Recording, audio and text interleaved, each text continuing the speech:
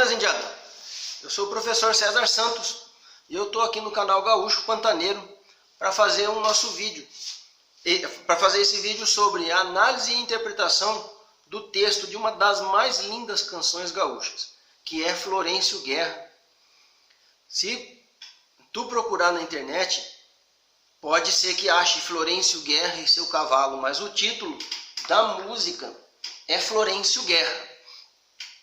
E assim, eu vou partir do pressuposto que vocês já conhecem a música, que já ouviram a música. Eu vou partir desse pressuposto e vou deixar aqui embaixo o link para vocês depois ouvirem essa obra de arte. Assim, pessoal,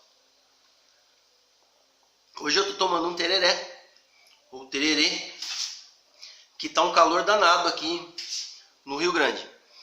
E assim, pessoal, a letra dessa música é de ninguém mais, ninguém menos do que do Luiz Carlos Borges. Tá? Então, o Luiz Carlos Borges, ele é um ícone, um dos ícones da música gaúcha. Então, o camarada é instrumentista, ele é compositor, ele é intérprete, enfim, eu o considero um artista completo e tenho muita admiração por ele. Na verdade, eu conheci a obra dele ainda na década de 90, quando ele estreia lá em Mato Grosso do Sul, faz um sucesso estrondoso, junto com o grupo Canto da Terra, com o Soy el Chamamé. Então isso aí foi um grande sucesso lá, e isso faz do Luiz Carlos Borges um artista diferenciado, porque ele mexe com toda uma cultura. Então, até o presente momento, até ele chegar lá no Mato Grosso do Sul, com o Canto da Terra, Dino Rocha, ouvia-se muito, tinha-se muita influência da polca paraguaia, ainda tem, claro, mas ele leva algo novo que chega para ficar, que é esse chamamé correntino. Então, ele chega lá e ele mexe, por assim dizer, eu não sei se é o termo adequado, mas ele mexe na estrutura musical, cultural lá do Pantanal. Porque esse chamamé argentino, ele chega para ficar, muitos outros grupos começam a gravar, o grupo Pantanal e por aí vai. Tá? Então, assim, esse camarada, esse nobre camarada, o Luiz Carlos Borges, ele tem uma sacada, porque ele consegue perceber que existe uma interface, existe uma interculturalidade entre a cultura gaúcha e a cultura pantaneira, sendo que eu posso citar outros autores que percebem essa interface, como o Oswaldir de Carlos Magrão, entre outros. Tá? Enfim, ele tem essa sensibilidade, e no ano de 2018 ele grava um álbum chamado Do Pampa ao Pantanal. Então tem muitas canções bonitas, inspiradoras e emocionantes nesse álbum. Mas assim, voltando para o nosso foco inicial, que é o Florencio Guerra, que é trabalhar essa letra do Florencio Guerra.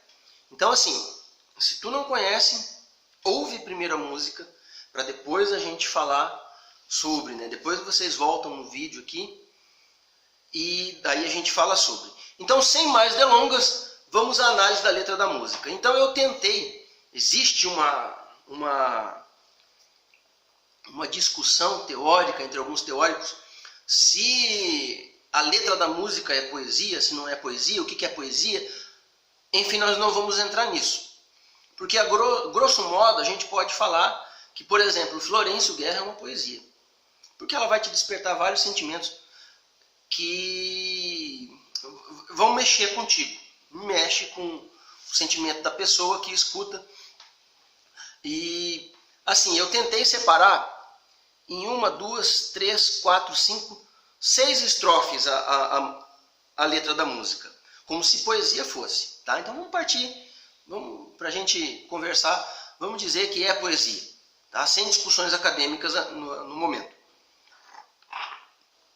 Então a letra da música começa falando que Florencio afiou a faca para sangrar seu cavalo. Ele fala 3 vezes isso, né? E isso é um negócio interessante. Por que ele fala 3 vezes em afiar a faca? Então, Florencio afiou a faca para sangrar seu cavalo. E isso é repetitivo. Aí a gente pode parar para pensar, né? Por que afiar tanto essa faca? Né? Então, mais lá na frente, né, lá na quinta estrofe, né, a gente descobre que o patrão, né, já estou adiantando o assunto, né, que o patrão manda o Florencio sangrar o cavalo. E quando ele vai afiar essa faca, ele tem que afiar essa faca muito bem, porque ele quer que a morte desse amigo seja indolor. Perceberam? Então, por isso, a insistência no afiar a faca.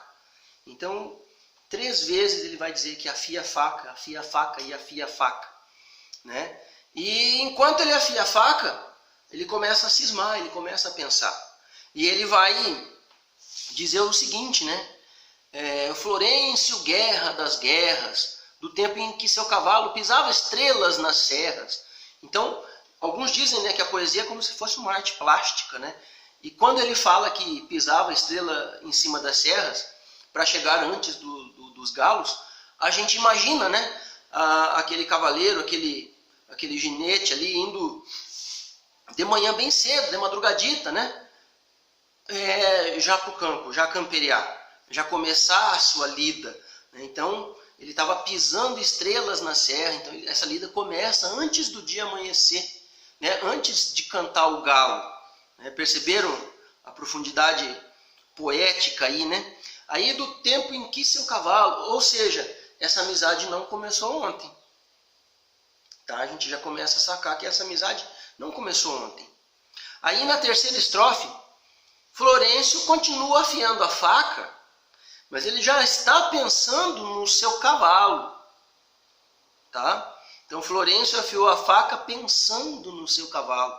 E quando ele pensa nesse cavalo, a quarta estrofe começa assim: parceiro pelas lonjuras, na calma das camperiadas. Então, olha só, que interessante. Porque aqui a música ela consegue algo que é raro. Ela casa a interpretação do artista, ela casa a letra da música e a melodia da música. Porque quando ele fala assim, ó, parceiros, é cumprido. Então essa parceria não começou ontem. Essa parceria é de longa data. Olha só a profundidade disso. Né? Na calma das camperiadas. Então eu vou tentando traduzir um pouquinho as palavras, né? Camperiada é o ato de andar pelo campo, né? Seja andar a cavalo ou lidando com gado ou não lidando com gado, isso é camperiar, tá? E ele diz assim, ó, um barco em tardes serenas. Olha só, de novo, por que ele vai falar que o cavalo é um barco? Porque numa tarde serena ele já trabalhou, então ele está voltando despacito, ele está andando devagar, tranquilo, né? Acabou a lida já. Embora a gente sabe, né, que o cavalo quando termina a lida ele sai querendo ser desencilhado, né? Mas assim, e ele vai se referir ao cavalo ainda, e um tigre pela porteira pechando o boi pelas primaveras. Por que ele vai falar assim, um tigre pela porteira? Porque esse cavalo é ele que manda na camperiada. Então se tem que dar uma pechada no boi, uma peitada no boi, ele vai dar. Porque ele é tão valente quanto o Florencio. Né? Na verdade, é uma amizade de longa data. Porque são 2 valentes. Tá? Então, aí uma análise interessante. Despechando o boi pelas primaveras. A palavra mais normal de se usar, em se tratando de uma lida campeira, seria pechando o boi pelas invernadas. Mas daí ele troca a invernada por primavera. E quando ele coloca primaveras no plural, E isso a gente vai entender que essa amizade é antiga. Tá? Então não faz 2 anos que Florencio tem essa amizade com o cavalo. Fechando boi pelas primaveras. Longos anos de amizade. E olha só, sem mango e sem nazarenas, tu não vai ferir o teu amigo. Então ele não precisava do mango nem das esporas, tá? Para utilizar isso como ferramenta para o cavalo ser mais eficiente, vamos dizer assim. Tratando o cavalo também como ferramenta, mas para o Florencio não o era. Tá? Então, olha só. Nessa estrofe ele descreve a amizade com o cavalo. Aí o patrão disse a Florencio que desse um fim no matungo. E aí tem a sutileza do pronome. Quem já não serve para nada não merece andar no mundo. O pronome mais lógico de ser usado aí seria que. O patrão disse a Florencio que desse um fim no matungo, que já não serve para nada. Esse que faria referência ao matungo, que é um cavalo velho. Né? Só que ele coloca esse pronome indefinido. Quem já não serve para nada não merece andar no mundo. Nesse momento, o Florencio veste a máscara que ele também, assim como o cavalo, não serve mais para andar no mundo. Ele já está velho. Ele está inútil, por assim dizer. Ele se vê assim, né? Então, essa frase afunda no peito dele, como diz a própria música, e o velho não disse nada. E foi afiar essa faca como quem pega uma estrada. Só que essa estrada não vai ter volta. Ele pega essa estrada e ele decide que se o cavalo dele não presta mais, ele também não. E por isso ele afia a faca. Porque ele quer que a morte do amigo e a dele seja indolor. Agora eu complemento. Né, que tem a morte do Florencio também. Ele vai morrer. E acharam o Florencio morto por cima do seu cavalo. Alguém que andava no pasto viu um centauro sangrado. Voltando, caídos no mesmo barro, voltando para a mesma terra. Então olha só, pessoal. Que interessante essa análise. Alguém que andava no campo viu um centauro sangrado. Então ele usa essa metáfora para falar que Florencio e seu cavalo eram um só. Então aqui tem um espírito charrua, aqui tem um espírito guaicuru dos nossos índios cavaleiros que está aqui, nessa estrofe. Né? Olha só que interessante isso. E ele diz, né, caídos no mesmo barro, voltando para a mesma terra. Então aquela coisa bíblica, né, do pó ao pó, né? Ele tem essa sacada.